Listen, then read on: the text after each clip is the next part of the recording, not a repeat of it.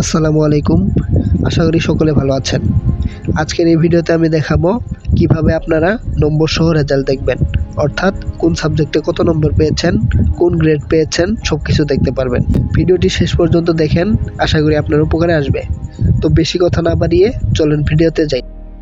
প্রথমেই যে কোনো একটি ব্রাউজার ওপেন করুন অথবা ভিডিওর ডেসক্রিপশন বক্সে দেওয়া ওয়েবসাইটের লিঙ্কটি ওপেন করুন। এখন এখানে লিখুন ময়মনসিংহ এডুকেশন বোর্ড। এখন সার্চ করুন। দেখতে পাচ্ছেন ওয়েবসাইটটি চলে এসেছে।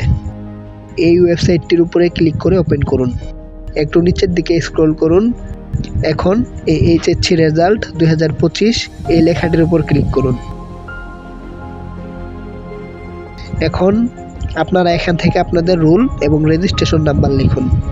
আপনারা চাইলে শুধুমাত্র রোল নম্বর দিয়ে রেজাল্ট দেখতে পারবেন, কিন্তু শুধুমাত্র রোল নম্বর দিয়ে রেজাল্ট দেখলে আপনাদের সাবজেক্টের নাম্বার দেখাবে না।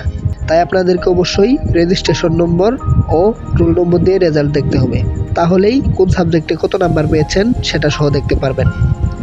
এখন এখানে রেজিস্ট্রেশন নাম্বার লিখুন, নিচে এখানে রোল নাম্বার লিখুন। দেখতে পাচ্ছেন অটোমেটিক্যালি আপনার ফলাফল এসে গেছে। এখন আপনারা এখান থেকে দেখে নিন কোন সাবজেক্টে কত নাম্বার পেয়েছেন এবং কোন কোন গ্রেড পেয়েছেন। আর আপনারা যদি এই নম্বর সহ মার্কশিট পিডিএফ আকারে সেভ করতে চান, তাহলে আপনারা নিচের এই প্রিন্ট লেখাতে ক্লিক করুন। তারপরে 3 ডটের উপরে ক্লিক করে সেভ এজ পিডিএফ এখানে ক্লিক করে আপনারা পিডিএফ সেভ করে রাখতে পারবেন। আর আপনারা যারা যে বিভাগ থেকে পরীক্ষা দিয়েছেন তারা তাদের সেই বিভাগের অফিসিয়াল ওয়েবসাইট থেকে নম্বর সহ মার্কশিট এবং ফলাফল দেখতে পারবেন। ধন্যবাদ সকলকে।